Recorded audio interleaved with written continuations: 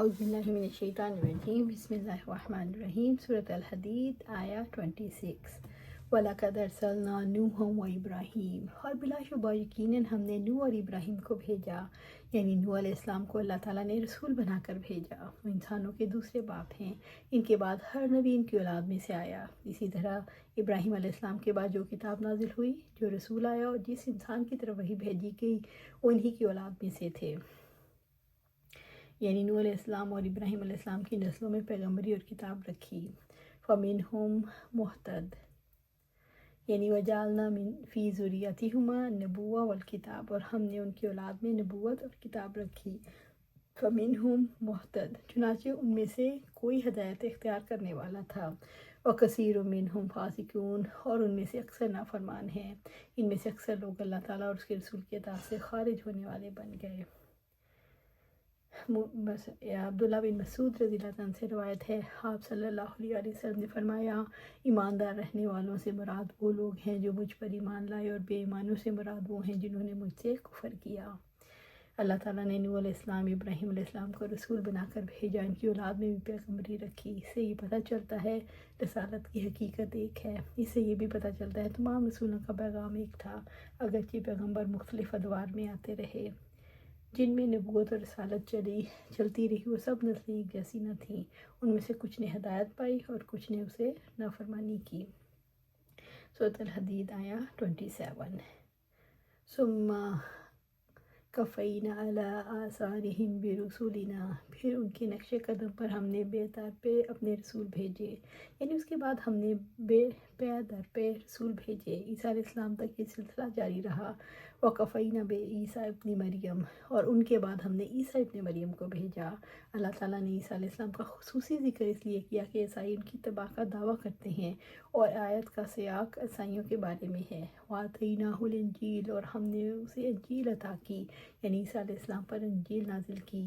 وَجَعَلْنَا فِي قُلُوبِ الَّذِينَ اتَّبَعُوهُ، جنہوں نے اس کی پیروی کی، ان کے دلوں میں ہم نے ڈال دی، یعنی جو لوگ عیسیٰ علیہ السلام کے دین پر تھے ان کے دلوں میں ہم نے ڈال دی۔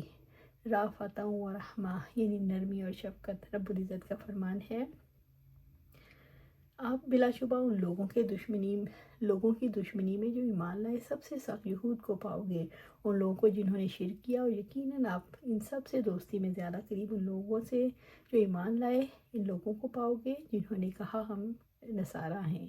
اس کی وجہ یہ ہے یقیناً ان میں علماء راہب ہیں، اور بلا شبہ وہ تکبر نہیں کرتے۔ سورۃ مائدہ۔ عیسیٰ علیہ السلام کی شریعت پر قائم تھے، باقی لوگوں کی نسبت نرم دل تھے۔ عیسیٰ علیہ السلام کے حواریوں کے دلوں میں اللہ کا خوف اور رحم تھا۔ آپ صلی اللہ علیہ وسلم کے سچے ساتھیوں کی جو صفات تورات میں آئی ہیں، ان میں سے ایک رحمہ بینہم، یعنی آپس میں ایک دوسرے کے لیے رحیم ہیں۔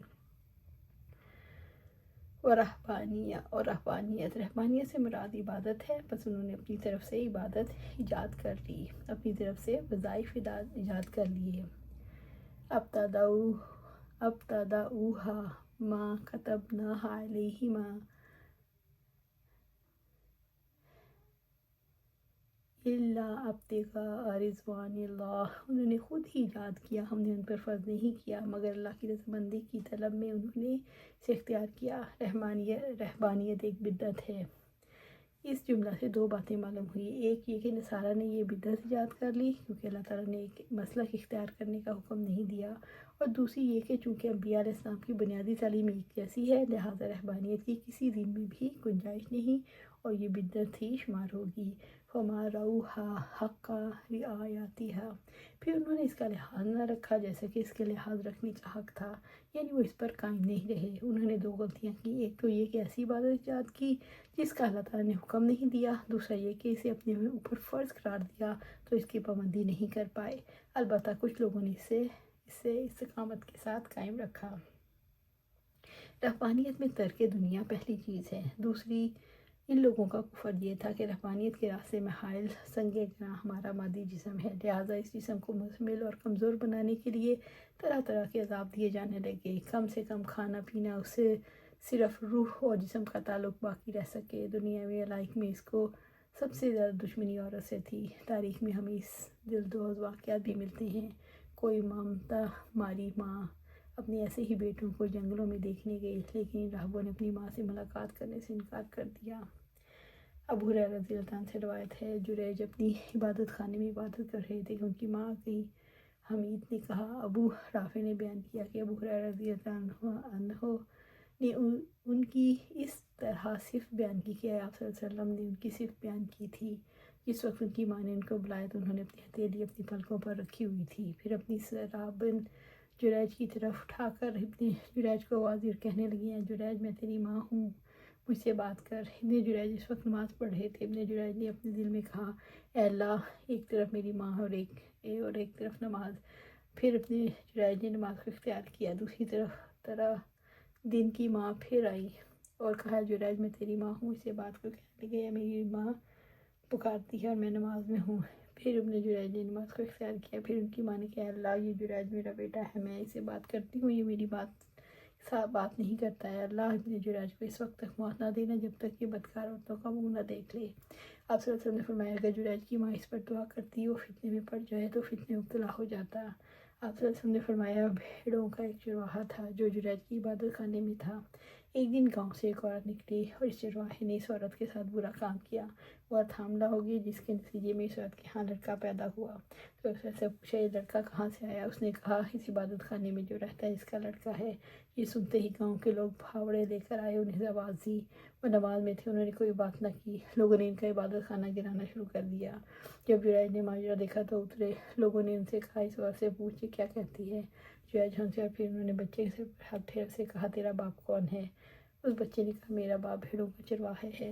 جب لوگوں نے اس کی آواز سنی تو کہنے لگے، ہم نے آپ کا جتنے عبادت خانہ گرایا اس کے بدلے میں سونے اور چاندی کا عبادت خانہ بنا دیتے ہیں۔ جریج نے کہا، نہیں، بلکہ تم اس سے پہلے کی طرح مٹی ہی کا بنا دو۔ اور پھر ابن جریج اوپر چلے گئے۔ سبحان اللہ۔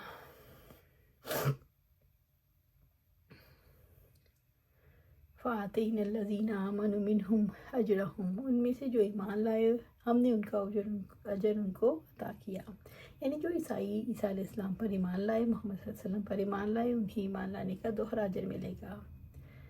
وَكَثِيرٌ مِّنْهُمْ فَاسِقُونَ، اور ان میں سے اکثر نافرمان ہیں، یعنی ان میں سے اکثر اطاعت سے نکلنے والے ہیں۔ ایسے لوگوں کے لیے نہ کوئی اجر ہے نہ ثواب، البتہ عذاب ہے۔ سورۃ الحدید آیت 28۔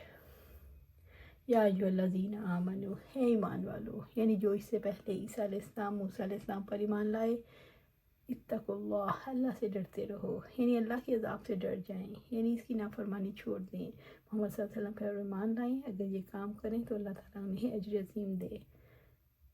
وَآمِنُوا بِرَسُولِهِ، اور اس کے رسول پر ایمان لاؤ، یعنی نبی صلی اللہ علیہ وسلم پر ایمان لا کر ان کی اتباع کرو۔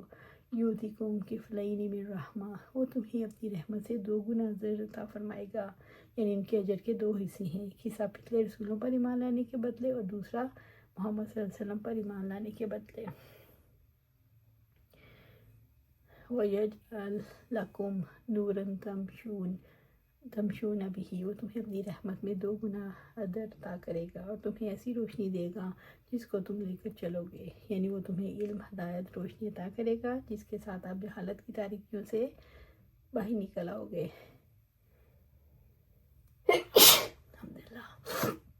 وَيَغْفِرْ لَكُمْ، اور تمہیں بخش دے گا، یعنی ہدایت پانے کے بعد تمہارے پچھلے گناہ بخش دے گا۔ وَاللَّهُ غَفُورٌ رَحِيمٌ، اللہ بے حد بخشنے والا، نہایت رحم والا ہے۔ اللہ تعالیٰ نے فرمایا، اللہ تعالیٰ سے ڈرتے رہو، اللہ اور اس کے رسول پر ایمان لاؤ۔ اللہ تعالیٰ نے اپنی رحمت کا دوہرا حصہ عطا کرنے کی بشارت کی۔ اللہ تعالیٰ نے اپنا نور عطا کرنے کی بشارت دی، جس کی روشنی میں چلنے پھرنے سے گناہ معاف ہوں گے۔ اللہ تعالیٰ نے اپنی رحمت کا دوہرا حصہ نور عطا کرنے سے اپنے رحیم ہونے کا شعور دلایا، اللہ نے گناہوں کی مغفرت سے اپنے غفور ہونے کا شعور دلایا۔ سورۃ الحدید آیت 29۔